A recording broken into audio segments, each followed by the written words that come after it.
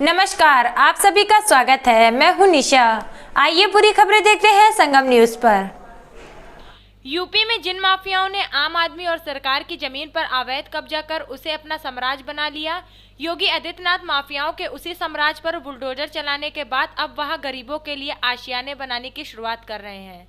इसका आगाज खुद मुख्यमंत्री योगी आदित्यनाथ 26 दिसंबर को प्रयागराज से करेंगे, जिसमें वहां माफिया अतीक अहमद के अवैध जमीन पर आशियाने बनाकर गरीबों को सौंपेंगे।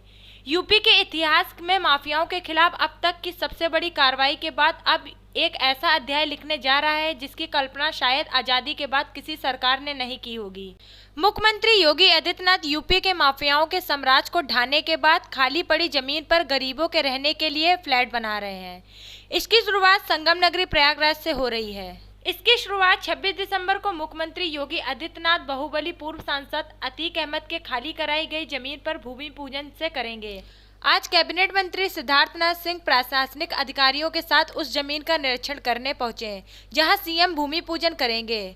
यहां गरीबों के लिए 75 फ्लैट बनाने की योजना है। वहीं आम जनता भी इससे काफी खुश है। इसकी शुरुआत संगम के शहर प्रयागराज से हो रही है। अब गरीबों को भी घर मिलेगा और भय मुक्त समाज बनेगा। मंत्री सिद्धार्थनाथ के मुताबिक शहर के पश्चिमी में सपा के समय कब्जा करने का दौर चला था। उस वक्त नजूल की जमीन पर अवैध कब्जा करते थे, उसके बाद एक आतंक फैलाते थे और मुख्यमंत्री योगी आदित्यनाथ जब से आए हैं उन्होंने जमीन को वापस लिया है और उस पर बुलडोजरें चलवाई हैं और 26 तारीख को प्रस्ताव दिया है कि शहर पश्चिमी में लुकरगंज में नजूल की जमीन थी जिसको अतीक एंड कंपनी ने कब्जा किया था, वहां भूमि पूजन करेंगे और यहाँ पर 75 गरीबों लोगों के लिए घर बनाने की योजना भी सबमिट की गई है और यहाँ पर उसका शिलान्यास होगा। वहीं इस बात की खबर पाकर स्थानीय लोग भी बेहद खुश हैं। अब उनकी भी उम्मीद जागी है कि उनका भी एक घर होगा। देखिए, हमारे मुख्यमंत्री जी योगी आदित्यनाथ जी ने कहा था कि जिसकी भी भूमाफिया के है जो अवैध हैं कब्जे और नजरुल किए हैं उनको खाली किया जाएगा। 26 तारीख को प्रस्तावित है कि हम मुख्यमंत्री जी जो अतीक अहमद एंड कंपनी ने नजरुल की लुकरगंज में जो ज़मीन ली थी वहाँ पे वो भूमि पूजन करेंगे। 75 घर जो है उसका मैंने अभी निरीक्षण भी किया है और अधिकारियों के साथ वहाँ पर 75 गरीब घर बनेंगे। उसके बाद एक बड़ी सभा होएगी और बड़ी सभा के अंदर सभी जो लोग हैं शहर के पूरे जनपद प्रयागराज के लोग आएंगे और मुख्यमंत्री जी को एक स्वर में उनको आशीर्वाद देंगे कि आपने पूरे के पूरे उत्तर प्रदेश को ये भू माफियाओं से मुक्त करवाया। 26 को जो है शिलान्यास होएगा। वो भूमि पूजा तो शिलान्यास ही हो गया ना, तो भूमि पूजन करेंगे, वहाँ पे शिलान्यास भी होएगा और साथ साथ यहाँ पर अन्य जो सरकारी कार्यक्रम है, लोकार्पण है, वो सब चीज़ की जाएगी। पहला जो हो रहा है वो प्रयागराज से और पहला जो हो रहा है वो मेरी विधानसभा शहर पश्चिमी जो कि अतीक अहमद, शब्दों का कहीं बोलूँ तो जिसने भूमाफिया का काम किया उसकी छाती पे चढ़कर वहाँ पे शिलान्यास हो रहा है गरीबों के आवास का। क्या यूपी का विधानसभा चुनाव कुछ समय के लिए टल सकता है? इसे लेकर सियासी दलों में मंथन शुरू हो गया है। इस मंथन की वजह है इलाहाबाद हाई कोर्ट का देश के प्रधानमंत्री और चुनाव आयोग से किया गया वह अनुरोध जिसमें उन्होंने कोरोना के नए वेरिएंट ओमिक्रॉन के खतरे को आधार बनाया है।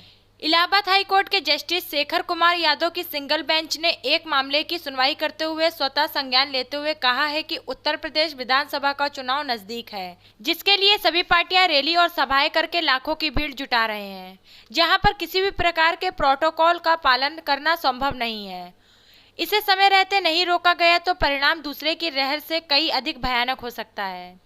ऐसी दशा में चुनाव आयुक्त से न्यायालय अनुरोध करता है कि इस प्रकार की रैली सभाएं जिससे भीड़ एकत्रित हो उस पर तत्काल रोक लगाई जाए और आयोग चुनावी पार्टियों को आदेशित करे कि वह अपना चुनाव व प्रसार रैली और सभा में भीड़ जुटाकर न करके दूरदर्शन एवं समाचार पत्रों के माध्यम से करे।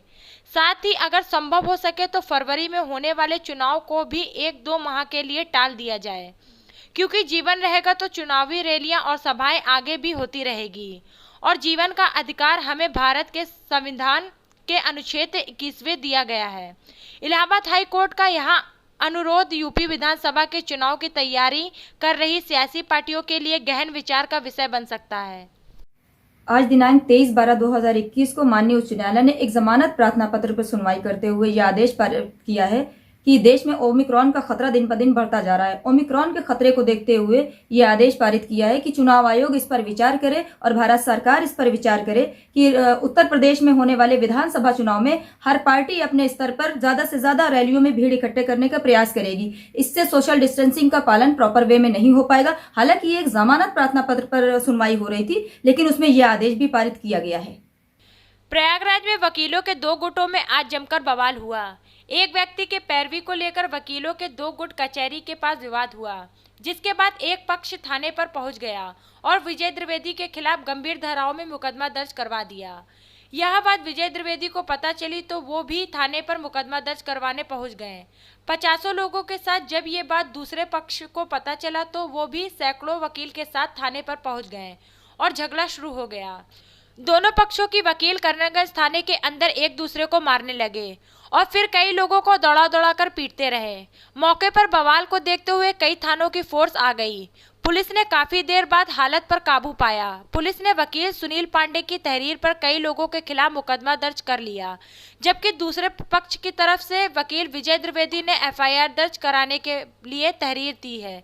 एसपी सिटी के मुताबिक सीसीटीवी के फुटेज देखने के बाद थाने के अंदर हंगामा करने वाले पर भी कार्रवाई की जाएगी।